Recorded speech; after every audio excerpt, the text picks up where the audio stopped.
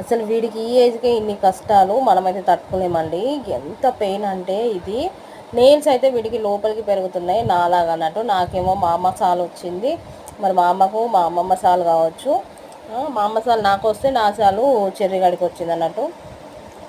Nails లోపలికి పెరుగుతాయి. ఆ లోపలికి పెరగడం వల్ల స్కిన్కి టచ్ అవ్వగానే ఇన్ఫెక్షన్ అనేది స్టార్ట్ అయ్యి చీము వస్తూ ఉంది అన్నట్టు. నెయిల్ బయటికి రాక ఆ నెయిల్ తీద్దామంటే మొత్తం చీము పట్టేసింది కాలికి.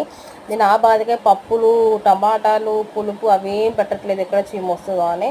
కానీ అయినా కూడా అది తగ్గట్లేదు. మొన్న హాస్పిటల్ కూడా వెళ్ళినా, నెయిల్ తీస్తేనే తగ్గుతుంది అమ్మ అన్నాడు. బట్ ఆ నెయిల్ తీయడానికి రావట్లేదు.